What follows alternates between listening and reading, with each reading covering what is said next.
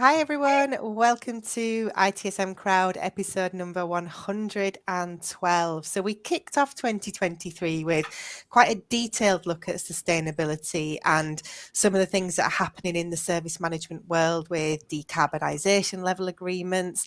And today we're going to talk about the same topic, but maybe from a sort of a broader perspective, because I've got two absolute experts here with a wealth of service management knowledge, but a wealth of linked knowledge as well. So let's start by introducing our guests. Donna, if you want to kick us off and tell us a little bit about yourself. Hi, everybody. My name is Donna Knapp. I am the Curriculum Development Manager for ITSM Academy, which means I develop and maintain our course materials, which means I get to learn a lot about a lot of different things, which is the coolest part of my job. So I'm looking forward to sharing a personal passion of mine, which is sustainability. Fabulous. And I'm Lisa Schwartz, also ITSM Academy and Chief Experience Officer. My job is to make sure that our alumni, our team, and our trainers are all very happy. And 19 years in, and we think we're doing an okay job at that. I have a lot of strong opinions about sustainability and have for a very long period of time. But Donna actually has knowledge from two different pillars. So I feel like today we should probably direct most of the questions to Donna. Opinions, I got them. Facts, she has them. Well, I'll ask questions and you can decide which one of you is going to answer, but be good to hear from both of you. My name's Claire Agutter. I'm the host for today's session. And for those of you that are watching us live on YouTube, you can pop questions into the YouTube chat. So if you've got anything that you want to put to Lisa or to Donna, by all means, if you're watching live, pop that in and we can pick it up and bring it on the screen. So it is a bit of a tradition here on the ITSM Crowd to start by talking about definitions, just so that everybody's on the same page.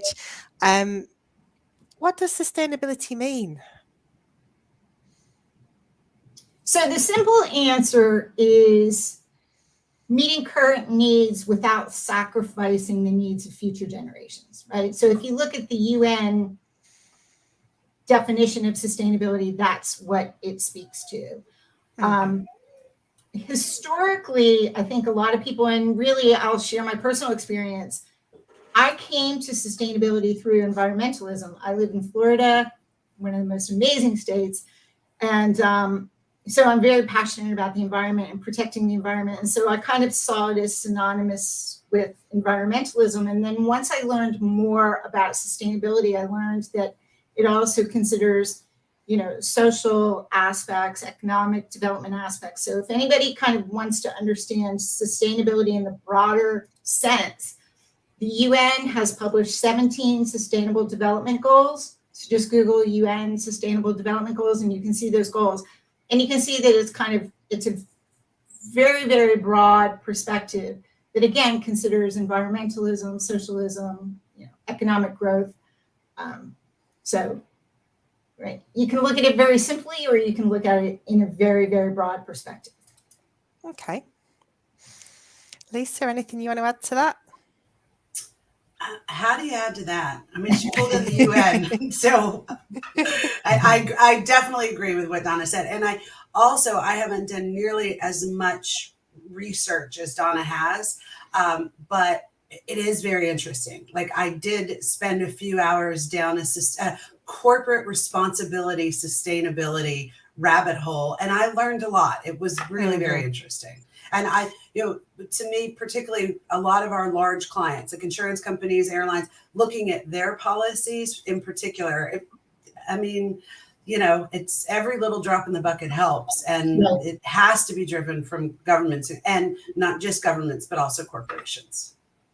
And I think that's a good point about the companies that you deal with, because certainly here in the UK, it feels like suddenly organisations are taking this a little bit more seriously. It's not just give staff a bit of time off to go do some litter picking or tree planting. It's become part of policy. And are you seeing the same in the US? Mm-hmm. We are. Now, and we're also seeing that some organizations in my opinion, and again, these are not facts, these are opinions, but some organizations are talking a really good talk, but when you talk to their employees, it hasn't filtered down as part of the culture. Other Right. organizations where maybe they have a simple policy, but in conversations with folks who work there, it's really becoming part of culture. Right. Mhm. And I think we're kind of on the front end of a sea change because investors are talking about this. There are now investment programs where you can invest only in companies with strong sustainability initiatives. Mhm. Shareholders are starting to talk to companies about this. You're seeing employees who are in fact making decisions about where they work based on that organization's commitment to sustainability. Part of the challenge right now with sustainability is we have a generation of people, we're in the throes of an industrial revolution, right? Let's be clear about this. We have a generation of people in power, whether it's government leaders or it's heads of organizations, who are beholden to the old way of doing things. But the good news is we have a younger generation that's coming up that's lived in this world where they may not even know the word sustainability, but they're passionate about it in some way. And so the time is coming where, and this is why CEOs are paying attention to this, like 50% of CEOs consider sustainability a high priority. And it's because they're hearing from their shareholders, they're hearing from consumers. People can vote. Lisa talks about experience all the time. People can vote, right, with their dollars and choose to buy from companies with strong sustainability initiatives versus not. So, and people can decide where they work, and right. So, it's exciting to see these influences that are all kind of coming together to create this sea change. 5 years from now, when Lisa and I retire, 10 years from now, right? I think it's going to be a very, very different world because of this movement. Yeah, and I I hope mean, it's going to be a different world. well, I think we all do. It does feel in the last few years that particularly climate change is becoming very real. If something's not flooded, it's on fire, and that does focus the mind a little bit. But Right. I think one thing that it would be good to get your opinion on is from the perspective of the tech industry specifically, where we are with sustainability, because I think, in a way, the tech industry has enabled, particularly environmentally, so many gains. We talk very much about being a paper-free company. Everybody works from home. The last couple of years, everybody's minimized travel. But equally, I think the tech industry has not really got to grips with some of its sustainability potential, both from an environmental side and a social side. And I think, you look at the statistics around Bitcoin. If that was a country, it would be an incredibly polluting country. So where do you think the tech industry in particular is in terms of sustainability? Well, I'm going to start and then really let Donna answer it. So Claire, as you know, one of the new courses that's been rolled out in the IDLE training scheme is, I'm going to mess up the title, but it has sustainability in it. And digital and IT. Thank you. And I'm going to let Donna talk to that. But I truly, and like I said, I have been really passionate around, to Donna's point earlier, more around environmentalism, recycling. I really try to do all of my shopping, like things for my home. I won't go to a Target. I try to get all that from thrift stores and things. I'm trying not to put more things on the planet. It's sort of my like Lisa way of doing better. But I said to Donna, what I can't even, like, what does IDLE and sustainability, how could that? And Donna can answer that question. So let's let her. Well, so let's talk about, first of all, the fact that IT has so disrupted so many industries, right? And some in a lot of good ways, right? In a lot of good ways. But we do have to accept the fact that then means that companies have to start looking at how do they upskill their employees? We have to look at younger people today, and we have to think about what's their future going to look like, and how do our education systems have to change to make sure that we're helping people develop the skills that they're going to need in order to thrive in the future.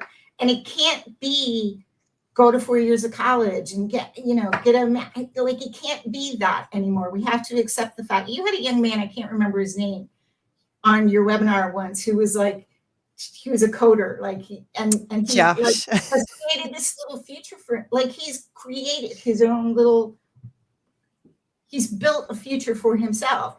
And so we have to help other people understand that they can do that. So let's, even if we talk about the disruption, but also to Lisa's point, technology, if we just look at the hardware aspect of it, is ridiculously polluting, right? The e-waste is like one of the fastest growing forms of waste because we have such a consumerist society. People feel like they have to buy a new cell phone every year and a new laptop every year and a new TV.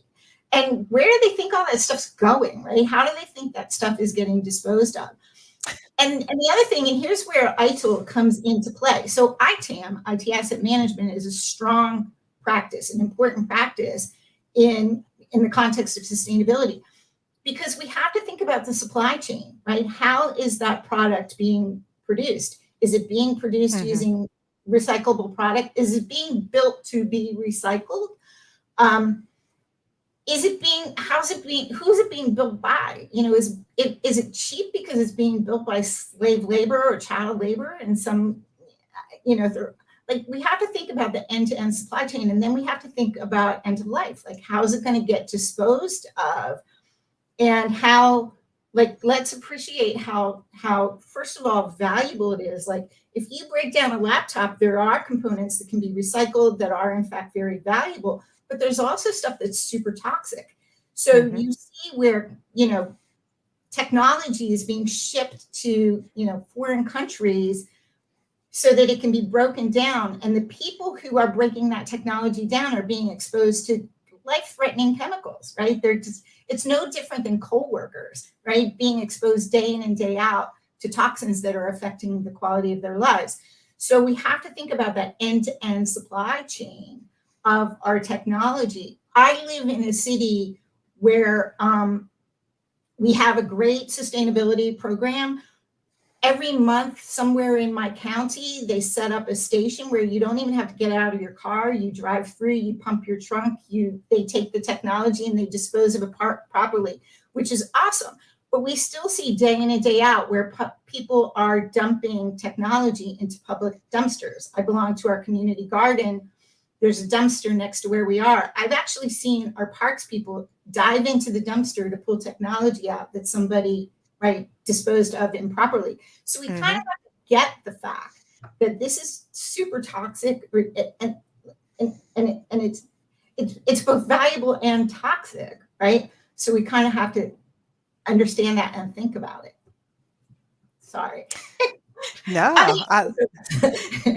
it is an incredibly valid point, and I think there's things that we can do as individuals, but as a corporation to be acting, that the impact of that is potentially so much higher.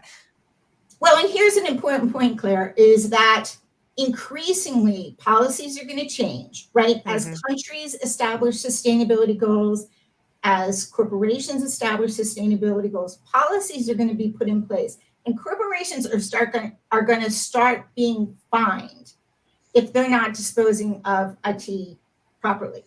And that isn't even just they are disposing of it properly. If they engage a company to dispose of stuff, and that company doesn't dispose of stuff properly, the company is going to be held accountable for that, right? So, like anything else, once compliance starts to come into the conversation, so we have these two prongs, right? We have investing that's, starting to influence things, and we have compliance that's starting to influence things. And that's when you kind of start to see companies recognizing that, all right, we need to change the way we behave.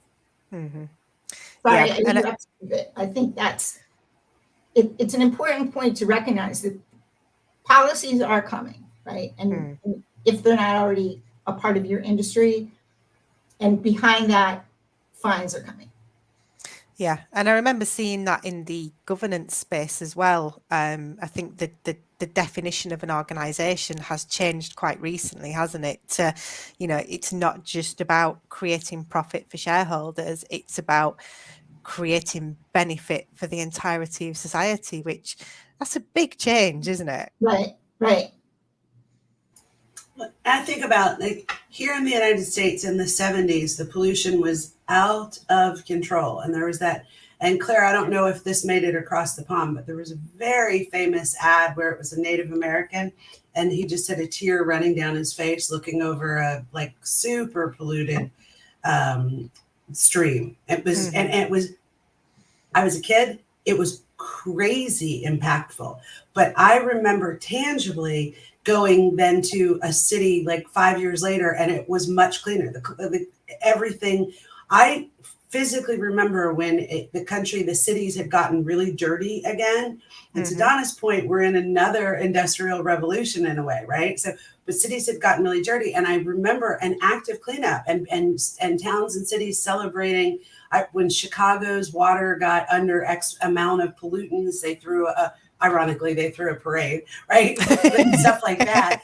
So hopefully, and as Donna said before, the sea change, hopefully there is going to be the equivalent of the Native American crying about the river. And when the whole country or the whole world really gets upset and impacted on something, boy, change can happen quickly. It depends on who's pushing the change. Right. Yeah, absolutely. And just a reminder for those of you that are watching us live, if you've got any questions, if you want to share some comments, some thoughts with Lisa and Donna, pop them into the YouTube chat. We can bring them up on screen. We'd love to hear from you. So talking about the tech industry as a whole, and you mentioned the new sustainability stream in the ITIL certifications. If we look at our role as IT service management, and a lot of our audience works in the service management space, what specifically can we be doing in our sort of sphere of influence and control? How do we embed sustainability into the service management role? I think we had a good example in our first ITSM crowd of the year when they were talking about DLAs, decarbonisation level agreements, that they build into all of their contracts and they're measured against those. But what else have you seen in the service management space? So I think, first of all, so just going down the ITIL path as well, ITIL for digital and IT strategy introduces the notion of triple bottom line, like recognizing the fact that in terms of how we develop our strategies, thinking about not only things from the environmental perspective, but thinking about social progress, thinking about economic growth. So we're starting to see organizations build those things into their strategies. And then always there's this hierarchy, right, where you've got your business vision and your overall overarching business strategy. And then underpinning that, you've got, an IT strategy and a sustainability strategy. So making sure those things are all aligned. And I think as people who work in the IT industry, being aware of what those strategies are and really thinking about how you can contribute to those strategies. But I think also we have some policies in IT that used to make sense, but don't make sense anymore. So I want to give you an example. So in site reliability engineering, we talk about the idea of moving from reactive to proactive to predictive. So what is predictive and what does that have to do with sustainability? So reactive would be stuff breaks, we fix it. Proactive would be every 2 years we do a refresh of all of our technology, right? In an effort to prevent incidents from occurring. Predictive says we now have the ability to monitor that technology and use things like artificial intelligence to understand when that will probably break. So we take action, right, at that point of probability. So rather than doing a full refresh of all your technology every 2 years, which is ridiculously wasteful, right, from a sustainability standpoint, fix stuff or replace stuff, right, when it needs to be fixed, and be more strategic in terms of how you recycle stuff, right? So if you have a device that's no longer working for somebody because they have some specialized needs, that doesn't mean that device isn't good anymore. You give it to somebody who's in a different position, who has fewer, or is going to place fewer demands on the technology. So again, a lot of the IT asset management policies and programs that we have in place in terms of how we use technology, I think need to change. I think as always with anything, a policy made sense at some point in time. That doesn't mean it makes sense anymore. Yeah. Agreed. Yeah. And I would add to that too, that I've seen in, my work that I've been doing around experience and XLAs, I've been talking with a lot of global MSPs and large organizations that utilize global MSPs. And in some of those requests for quotes, or, whatever organization calls it, but in some of those contracts, organizations are starting to build in sustainability. Now, in the end, they aren't really putting much weight to it yet. So right now, I feel like it's a little bit of a feel good.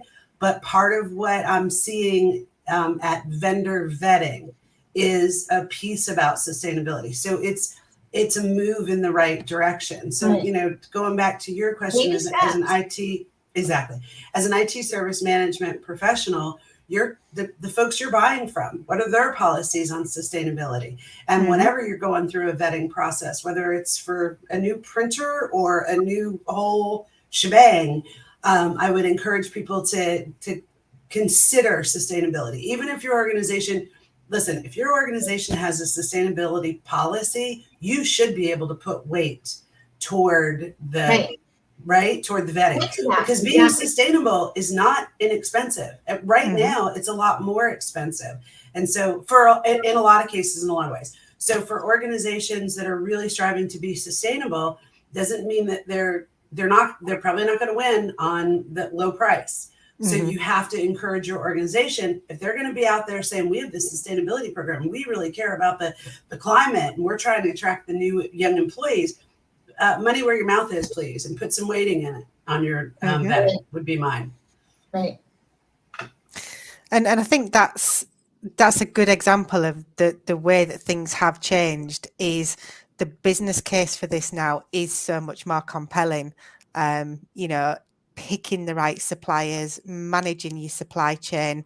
It's not a fluffy thing anymore. It's something that there is actually genuinely a business case for. And, something that we see here quite frequently in the news is the clothing companies, and somebody will investigate the supply chain, and somewhere in the world, there's a child in a factory making jeans that will be sold for £10 here. And that's a reputational risk, and there's a cost associated with that.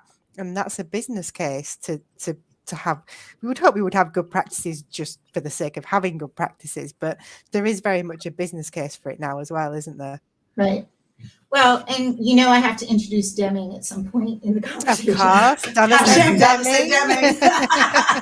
Oh, wait. Claire, do you have your water or your coffee? So Deming introduced 14 management principles, and one of his principles was to, stop making decisions based only on price. That we have to recognize that low, somewhere in the underbelly of that low price, is probably an abuse of some kind. And so we have to become aware of that. And my hope is that we start to care about that, right? That we don't just turn a blind eye and go, well, so what? It's not my kid. That we understand, right? And so, I think sustainability is, and it's a long used term, but this idea of thinking globally but acting locally, like understanding the bigger picture, but also understanding that all you can really do is influence the decisions you make on a personal basis, on a day-to-day basis, or as a worker in a company. You have a voice, and you can hopefully encourage better behaviors, and have a voice, and put forward suggestions in how your organization can introduce better behaviors. And will it take time? Yes, but we're in a period of time where, again, I think it's getting enough recognition that the snowball is starting to come down the other side. And what happens when that occurs? The prices of doing things do start to come down, and things do get easier, right? Yeah. So, to Lisa's point, baby steps, like every little step. And Claire, I said this to you at the beginning of the call. I think we weren't on air yet, that I think a big mistake people make when it comes to this topic is they have this all or nothing way of viewing things, right? It's like, shut down all the fossil fuel factories tomorrow. It's like, we can't do that, right? But we can shut down the greatest polluting factories, right? Let's start there. And then let's start to look at how we reskill the people who are working in those factories, and then how we increase our dependence on clean energy, and, we'll get there. So we have to, where strategy comes into play, and IT strategy plays an important role in this, is we have to start looking, 3, 5, 10 years down the road to how do we get there, right? What are there's steps we can take today. There's steps we might not be able to take for a couple of years because, we have to undo stuff that we're doing now. We have to undo contracts, right? To Lisa's point, some companies are bound by contracts that probably have some bad practices built into them. And so for a period of time, we're bound to those contracts. But you know what? The next time we negotiate a contract, let's at least put the word in there, right? Yeah. Yeah, I think that's good advice. And I think to your point as well about, it doesn't have to be everything at once. It doesn't have to be horrible either. We're not saying that people have to weave their own clothes, or you've got to have a 15-year-old mobile phone. This is just about different ways of doing things. It doesn't necessarily mean not nice. I think that's a perception thing as well. But we're coming to the end of time here. Where we always like to leave people with is some next steps, some resources. So for people who are interested, who want to learn more, Donna, where would you send people to go to start to take some action? So I would say, again, go look at the UN Sustainable Development Goals, because first, begin by educating yourself on how broad this really truly is. It's not, and it's okay if you're passionate about the environmentalism aspect of things. But I think we need to have a broader understanding of what sustainability really represents. And then I would encourage people to look at what's going on in their own city. My city has a sustainability initiative. I am on a sustainability committee in my town. So that's all you can influence, right? All you can influence is what you do, what your family does, what happens in your community. You can't change the world. You can't change, national politics. You can't, you can vote, absolutely go vote, but you can, in fact, change the way you behave, right? And oh, by the way, starting today, right? Look at how you produce waste. Look at how you dispose of waste, right? There's little things. Look at how your company disposes of waste. I think there's little things starting today that everybody can do that will really make a difference in the long run. Pick up a piece of trash. This is something Lisa and I are really passionate about. Pick up a piece of trash today. You see trash on the ground, pick it up, throw it in your trash can. Yep. And I don't walk on the beach without a bag, No. And my beaches are very clean. And interestingly, because I'm in Southeast Florida, right? So kind of between Miami and West Palm Beach. And during the pandemic, and our beaches are clean. I live in a beautiful city. Our city is all about the parks and the beaches. But during the pandemic, as soon as the cruise ship stopped, within like a week, no trash. Wow. I mean, my beaches stayed clean for a year and a half. So people were throwing trash off the boats. Or things flying off the boat. I mean, it does happen. Yeah. I've been on a boat and, there goes the water bottle. But interesting. And then Claire, while we were talking, I just remembered last year I had posted a like Earth Day Bingo Challenge, which is just Mm-hmm. fun stuff every one of us can do, small little baby things. I'm going to repost that and when we get off the phone, and I'll tag you and we can Yes, kind of do please. that. But it's things like shop locally. They're like Mm-hmm. things you as a human being can do. And we had several people play along last year. So I'll share that back out. So thank you for the reminder. Yes, and we will share that through our social media channels at ITSM Zone as well.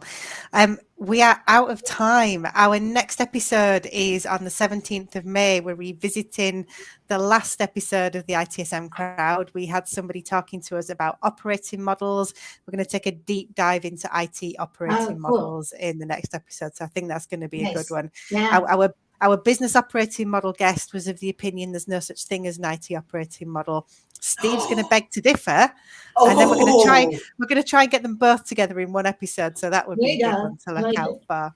But huge thank you, Lisa and Donna. It's such a pleasure to see you both and for sharing your opinions and your wisdom. Opinions and facts.